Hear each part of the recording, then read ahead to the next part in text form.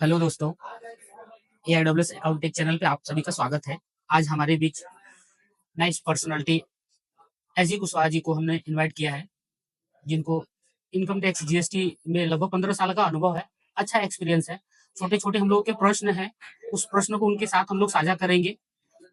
उस प्रश्नों का वो स्मूथली एक-एक प्रश्नों का वो आंसर करेंगे, जो ये कॉमन प्रश्न रहेगा, जो हम सबके लिए बड़े जेन्युइन पॉइंट रहेंगे, जो उनके साथ जुड़ के हम लोग आगे की प्रक्रिया जो भी रहे उनके साथ हम लोग करते हैं। सर अभी इनकम टैक्स फाइलिंग स्टार्ट हो गया है, लास्ट फाइनेंशियल ईयर खत्म हो गया है। तो सर बीइंग टैक्स पेयर अमूमन सबका ये प्रश्न है कि आईटीआर कब हम लोग फाइलिंग करें? उसका बेस्ट टाइमिंग क्या होता है सर? बड़ा अच्छा प्रश्न पूछा है कमलेश जी जी, आपने। अगर अमूमन देखा जाए तो फाइनेंशियल ईयर जब खत्म होता है, मार्च में फाइनेंशियल ईयर एंड होता है, तो उसके बाद कुछ रिपोर्ट्स होती है जो जनरेट होती है इनकम टैक्स पोर्टल पे। ओके, तो अमूमन जो एआईएस रिपोर्ट है जो इस समय बहुत इंपॉर्टेंट रिपोर्ट होती है जिसको देखना बहुत ज़रूरी है, बहुत इंपॉर्टेंट है। 26 एएस अपडेट होता है, टीआईएस रिपोर्ट अपडेट होता है। तो इनकम टैक्स पोर्टल पे अमूमन ये जो रिपोर्ट है ये 10 जून तक अपडेट होता है। ओके, तो मई बीतने के बाद 10 जून के बाद आपको करेक्ट रिपोर्ट पोर्टल पे दिखेगा। उसको देखकर इवैल्यूएट कर कर ही आप अपना रिटर्न फाइल कीजिए। तो तो अगर जो आइडियल आइडियल टाइम टाइम आप पूछ रहे हैं जो प्रश्न, तो 10 जून के बाद आप फाइल कर सकते हैं। तो एकदम लास्ट तक भी ना जाए हम, ड्यू डेट तक भी ना जाए। 10 जून के बाद आप शुरुआती हफ्ते 2 हफ्ते में अपना रिटर्न फाइल कर सकते हैं। तो 10 जून के बाद पहले 2 हफ्ते आइडियल टाइम होगा रिटर्न फाइल करने का। Income okay. टैक्स में बहुत सारे फॉर्म ऐसे सुनने में आता है, आईटीआर 1, 2, 3, 4 ऐसे करके आता है सर। तो किसके लिए आईटीआर कौन-सा बेस्ट रहता है सर? इसके बारे में कुछ आप जानकारी देंगे? जी। कमलेश जी, जैसे आईटीआर में ना बहुत सारे फॉर्म्स बनाए हुए हैं, आईटीआर 1, 2, 3, 4, 5, 6, जी, और हर एक टैक्स पेयर के लिए as per there income source ये वैरी होता रहता है। ओके, आईटीआर 1 जिसको सहज फॉर्म भी कहते हैं, ये अमूमन जो सैलरीड या पेंशन धारक हैं, उनके लिए सूटेबल रहता है, जिनके पास एक ही सोर्स ऑफ इनकम है। आईटीआर 2 जिनके पास सोर्स ऑफ इनकम मल्टीपल है, तो ओके, ऐसे लोगों के लिए आईटीआर 2 सूटेबल होता है। जो बिज़नेस प्रोफेशनल्स हैं, इनके लिए आईटीआर 3 सूटेबल होता है। जिनको प्रिजम्पटिव इनकम स्कीम में अपने इनकम को बुक करना है, तो उनके लिए आईटीआर 4 सूटेबल होता है। आईटीआर 5 होता है अदर क्लासेस के लिए, आईटीआर 6 है, 7 है, तो ये बिज़नेसेस और कंपनीज़ के लिए होता है। 7 जो है वो ट्रस्ट एनजीओ के लिए होता है। तो इस प्रकार ये अलग-अलग आईटीआर होते हैं। तो मुख्यतः जो ज़्यादा यूज़ होता है, वो आईटीआर 1, 2, 3 और 4। तो 4 आज की डेट में पिछले 2 साल से ये ट्रेंड देखा गया है कि आईटीआर 4 ज़्यादा यूज़ हो रहा है। लोग प्रिज़म्पटिव इनकम स्कीम को ज़्यादा प्रेफ़र कर रहे हैं, जहाँ पर जो 44 एडी आप यूज़ कर लेते हैं, 44 एडीए यूज़ कर लेते हैं, और जो ट्रांसपोर्टर हैं, जिनके पास कुछ गाड़ियाँ हैं, लिमिटेड है, तो वो 44 एई यूज़ कर लेते हैं। तो इस प्रकार प्रावधान है। और अगर आपका सोर्स ऑफ इनकम लिमिटेड है, तो आपको उस हिसाब से राइट फॉर्म चूज करना चाहिए। ओके। सर यंग एंटरप्रेन्योर इस समय अपने बिज़नेस के साथ-साथ FNO, mutual fund, even dream eleven games में भी बहुत सारा इंटरेस्ट अपने को दिखा रहे हैं सर। जी। तो वो सर वो भी तो पैन कार्ड पे रिफ्लेक्ट कर ही रहा होगा, तो इसका इनकम टैक्स में इसका क्या इफ़ेक्ट पड़ता है सर? जैसे आप ने बहुत करेक्ट और इम्पोर्टेंट क्वेश्चंस पूछा है कमलेश जी। आजकल जो जेनजी क्राउड है, जिसको हम लोग जेनजी जी, क्राउड में कंसीडर करते हैं, तो इनके पास इनकी एक सिंगल इनकम सोर्स जैसे जो सर्विस है या कोई बिजनेस है, इसके अलावा भी बहुत सारी चीजें होती हैं इनके साथ। जैसे जी, एफ एंड में ट्रेड कर रहे हैं, इंटेंसिव ट्रेडिंग कर रहे हैं, म्यूचुअल फंड में इन्वेस्टमेंट कर रहे हैं, और चर्निंग भी है इनकी। मतलब ऐसा नहीं कि वो वन टाइम इन्वेस्टमेंट करके इन्होंने रख दिया है, ये लोग प्रॉफिट के टाइम अच्छा प्रॉफिट बुक कर रहे हैं। और ये सारा हमारा रिपोर्ट होता रहता है हमारे पेन पे।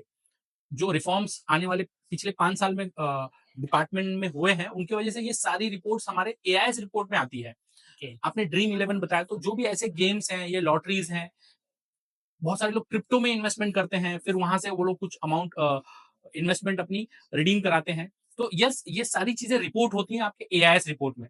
तो एआईएस रिपोर्ट को सही तरीके से देखना, जो जो चीजें रिपोर्ट हुई हैं, उसका आकलन करके ही आपको रिटर्न फाइल करना चाहिए। और यस, ये बहुत इंपॉर्टेंट है कि अगर इसमें से कोई इंफॉर्मेशन आप छुपाते हैं, और अगर डिपार्टमेंट के पास ये इंफॉर्मेशन है, तो आपको मिसमैच ऑफ इनकम का ना इंस्टेंटली डिफॉल्ट नोटिस आता है, जिसको ओके, आईटीआर डिफॉल्ट नोटिस कहते हैं। वो आपको मौका देते हैं कि आपकी कुछ इनकम छुटी हुई है, और उसको सही तरीके से आप यहाँ पर रिपोर्ट कीजिए। विद इन अ टाइम अगर आप करते हैं तो ये ठीक है, अगर ये आफ्टर टाइम होता है तो ये आपका रिटर्न डिफॉल्ट में चला जाता है, जिसकी वजह से वापस आपको रिटर्न फाइल करना पड़ता है, और कुछ पेनल्टी भी आपको देखनी पड़ती है। तो बहुत सही तरीका है कि आप अपने एआईएस रिपोर्ट को एक प्रोफेशनल से देखें, प्रोफेशनल से दिखवाएं, और उसके बाद अगर इतनी सारी चीजें हैं तो उसको सही तरीके से उसका रिपोर्टिंग करें। Right, okay. सर अभी इनकम टैक्स फाइलिंग के दौरान हम लोग ये देख रहे हैं कि 2 गवर्नमेंट ने ऑप्शन दिया हुआ है। ओल्ड रिजिम और न्यू रिजिम, जी। ये इसके बारे में सर कुछ अपडेट आप करेंगे? कमलेश जी, एक थंब रूल मैं आपको बता देता हूँ, आपके जितने भी दर्शक हैं उनको भी इस चीज़ को जानकर थोड़ा-सा आसान हो जाएगा। ये उतना कॉम्प्लेक्स है नहीं जितना कॉम्प्लेक्स इसको बताया जा रहा है। न्यू रिजिम और ओल्ड रिजिम में सबसे मोटा-मोटा फ़र्क ऐसा है, अगर आपके पास इन्वेस्टमेंट और टैक्स डिडक्शंस के स्कोप सारे आप यूटिलाइज़ करते हैं और आपकी इनकम एवरेजली 15 से 20 लाख के बीच में है, तो यस, अगर आप बहुत सारे ऑनलाइन टूल होंगे जहां पर आप अपनी इनकम डालेंगे और आपको पता चल जाएगा कि मेरी टैक्स लायबिलिटी न्यू में कितनी आ रही है, ओल्ड में कितनी आ रही है। तो ओके, जो मैंने बताया कि अगर आप ऑलरेडी इन्वेस्टमेंट कर रहे हैं, आपने होम लोन ले रखा है, एटीसी आपका पूरा हो गया है, आप एटीडी कर रहे हैं, आपने एजुकेशन लोन ले रखा है, सीनियर सिटीजन पेरेंट्स हैं आपके, आप शायद एचआरए भी क्लेम कर रहे हैं, तो इस केस में अगर आप 18 से 20 लाख की इनकम करते हैं, तो यस, आपके लिए ओल्ड सूटेबल होगा, थोड़े से आपके ओके, टैक्स वहां पर बचेंगे। लेकिन जहां पर आपका 20-22 लाख के ऊपर जब इनकम जाता है, तो वहां पर बाय डिफॉल्ट आपको न्यू में बेनिफिट्स दिखेंगे। तो ओके, जो भी यंग क्राउड है, यंग टैक्स पेयर है, जिनका कुछ भी इन्वेस्टमेंट नहीं है, उनके लिए तो हमेशा न्यू रिजीम ही सुटेबल है। ओके, और ऐसे जो पुराने टैक्स पेयर हैं जिन्होंने 10-12 साल अपना करियर कर लिया है, अब वो 18 से 20 लाख के सीटीसी पैकेज में है, और अगर इसको हम डिटेल में सारे टैक्स एग्जम्पशंस के क्लॉज को वो यूज कर रहे हैं, तो उनके लिए ओल्ड सुटेबल होगा। और जो इनकम 22 लाख के ऊपर जो अर्न कर रहे हैं, हुँ, उनके लिए बाय डिफॉल्ट न्यू ज्यादा बेनिफिशियल होगा। तो सिंपल है, अगर हम यंग बच्चों के लिए बोले जिनका 8, 10, 12, 15 लाख का ही इनकम है और अभी रिसेंटली उन्होंने करियर शुरू किया है, तो उनके लिए न्यू रिजिम प्रिफरेबल है।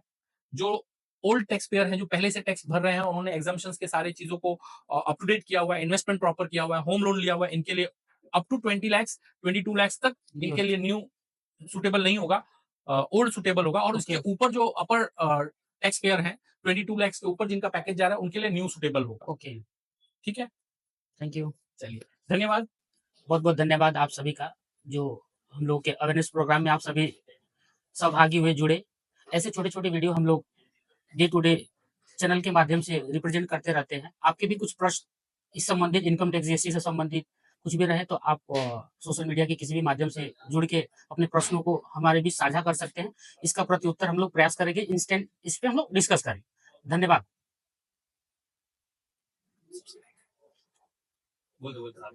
बंद कर दिए हो।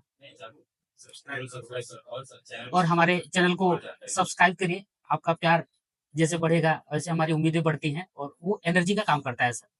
बहुत-बहुत धन्यवाद।